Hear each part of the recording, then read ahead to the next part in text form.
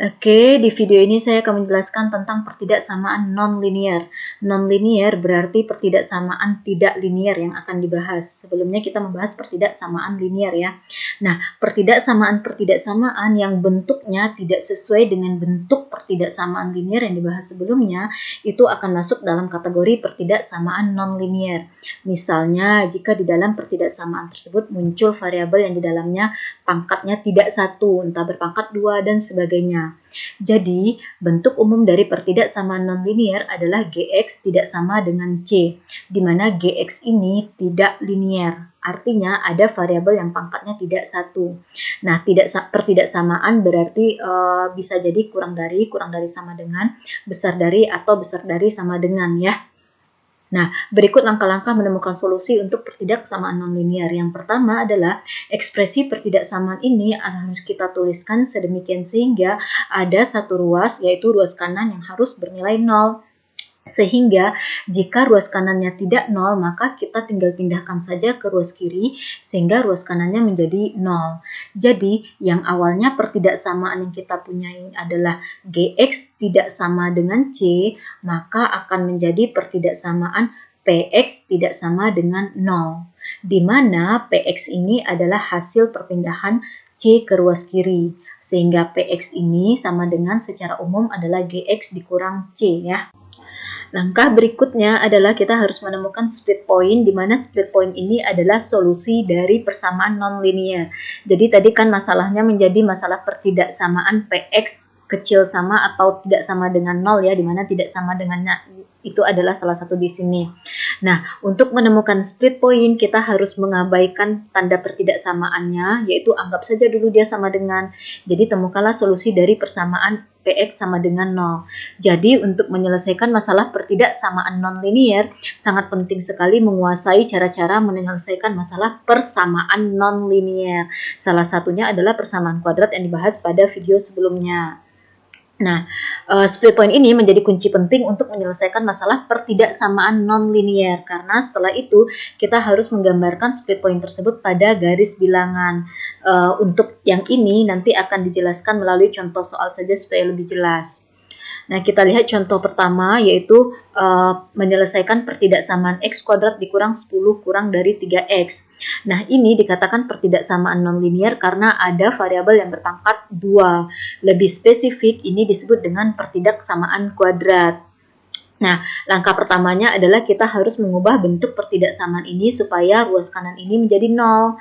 Nah, untuk itu kita pindahkanlah yang 3x dari kanan ini ke ruas kiri menjadi kurang 3x. Sehingga yang awalnya pertidaksamaannya adalah x kuadrat kurang 10 kecil dari 3x menjadi ini. X kuadrat dikurang 10 kurang 3x kecil dari 0 setelah perpindahan 3x ke kiri. Nah, kemudian kita susunlah, biasanya kan kalau persamaan kuadrat variabel yang x pangkat 2-nya terlebih dahulu, kemudian yang ada x pangkat 1, kemudian konstanta. Sehingga hanya dengan menyusun ini menjadi ini ya.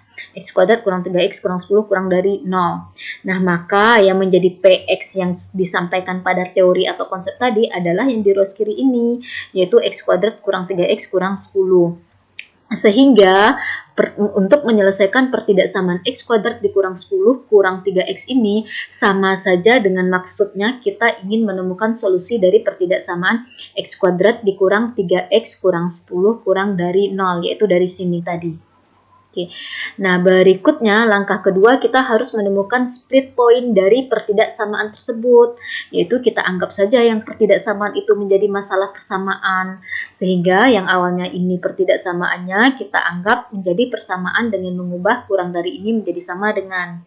Jadi temukanlah solusi dari persamaan x kuadrat dikurang 3x kurang 10 sama dengan 0, di mana ini merupakan persamaan kuadrat sebagaimana yang dibahas pada video sebelumnya.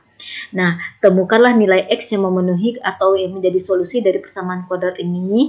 Boleh dengan cara faktorisasi, boleh pula dengan cara rumus ABC seperti yang sudah dijelaskan. Nah, di sini saya tidak akan membahas lebih jelas lagi. Dengan menggunakan rumus ABC, nanti ternyata diperoleh diskriminannya itu adalah 49 atau positif, yang berarti akan ada dua solusi real dari persamaan kuadrat ini. Di mana solusi real yang pertamanya adalah 5 dan solusi yang keduanya itu adalah negatif 2 ini. Nah, 5 dan negatif 2 adalah solusi dari persamaan kuadrat ini. Maka, split point dari pertidaksamaan ini adalah X sama dengan 5 dan X sama dengan negatif 2. Nah, langkah berikutnya adalah kita harus mencantumkan split point itu ke dalam garis bilangan. Jadi katakanlah ini garis bilangan, tadi split pointnya adalah 5 dan negatif 2, di mana negatif 2 kecil dari 5 ya. Maka negatif 2 di kiri, kemudian di kanannya 5. Kemudian berikutnya kita akan dari sini ada 3 daerah tentunya ya, yaitu daerah yang di kiri negatif 2 karena yang namanya split point artinya titik pisah, sehingga negatif 2 dan 5 ini menjadi titik pisah antara daerah yang satu dengan daerah lainnya. Nah, kalau bayangkan ini ada garis, maka ada daerah di kiri negatif 2, ada daerah di tengah antara negatif 2 hingga 5 nantinya, kemudian ada daerah di kanan 5. Nah, kita akan menuliskan nama untuk masing-masing daerah tersebut, boleh dengan menggunakan notasi interval, boleh juga dengan menggunakan notasi pertidaksamaan. Di sini saya akan menggunakan notasi pertidaksamaan. Nah, caranya adalah kita pandang daerah ini sebagai X, di mana X ini adalah angka-angka yang ada di daerah kiri negatif 2 ini.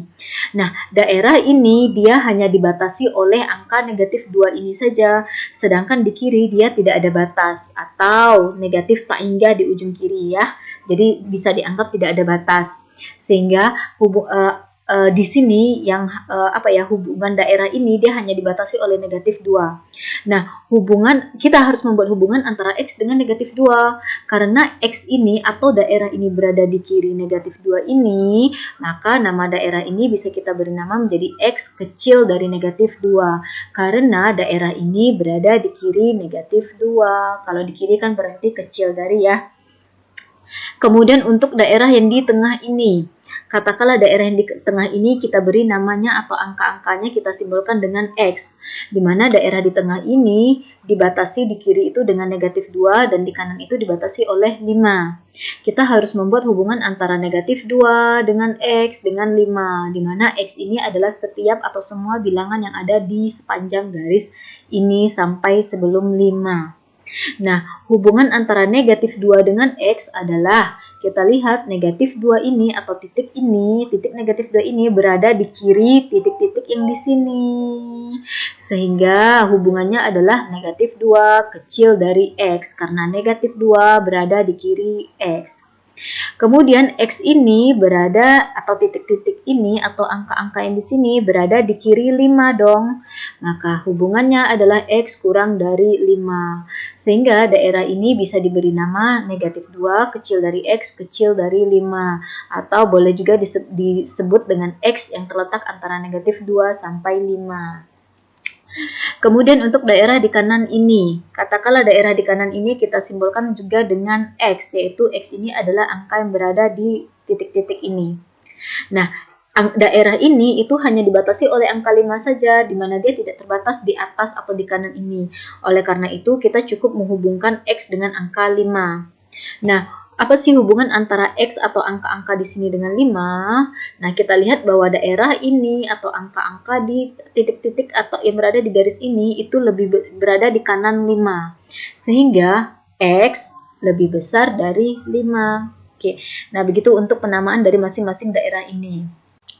Langkah berikutnya adalah kita harus melakukan tes nilai ekspresi aljabar pada masing-masing daerah. Maksudnya adalah kita harus ngetes nilai dari X kuadrat kurang 3X kurang 10 ini di masing-masing daerah. Kita akan mulai melakukan tes yang paling mudah, yaitu dengan mengambil X sama dengan 0. Nah, kenapa X sama dengan 0? Karena perhitungan dengan 0 itu sangat mudah ya. Berapapun bilangan dikalikan 0 hasilnya kan 0. Nah, 0 itu kan terletak di daerah yang tengah ini ya. Disinilah kira-kira terdapat 0. Jadi kita untuk pertama kali akan melakukan tes untuk daerah yang di tengah ini, yaitu dengan mengambil X sama dengan 0.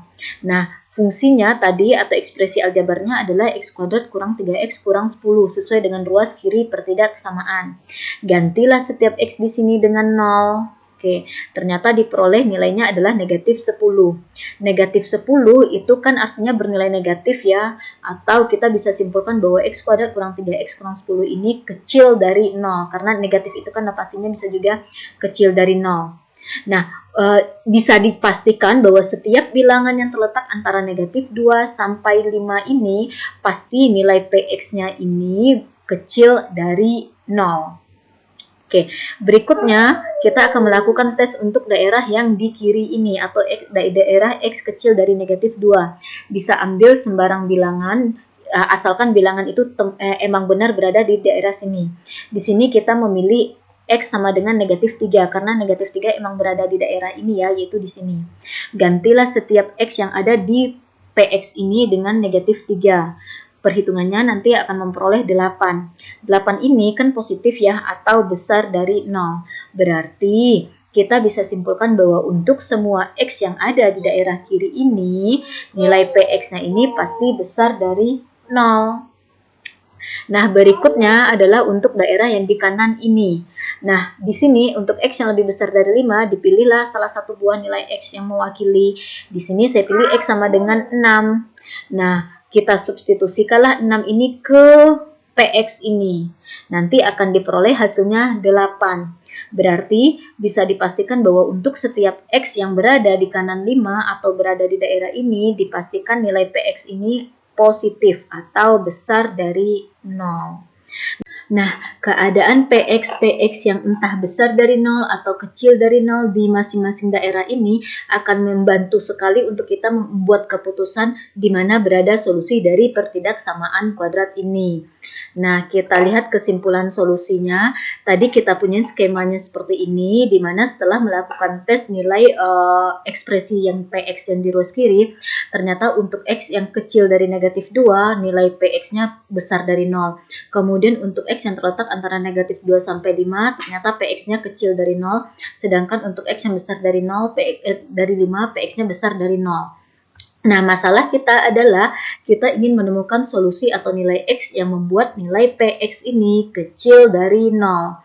Dan berdasarkan skema ini, daerah yang membuat Px kecil dari 0 itu hanya yang ini saja.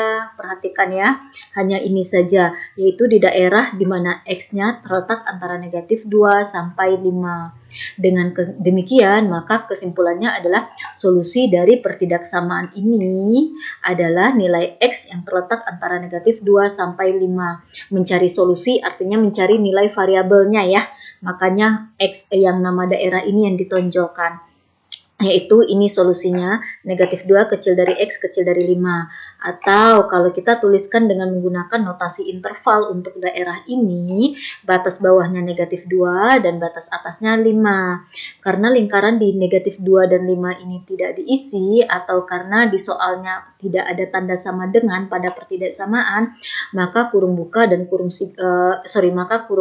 dan kurung penutupnya hanya kurung biasa, bukan kurung siku. Oke, nah jadi kesimpulan solusinya adalah yang ini ya. Boleh dalam bentuk pertidaksamaan, boleh juga dalam bentuk interval. Sekian untuk pertidaksamaan kuadrat.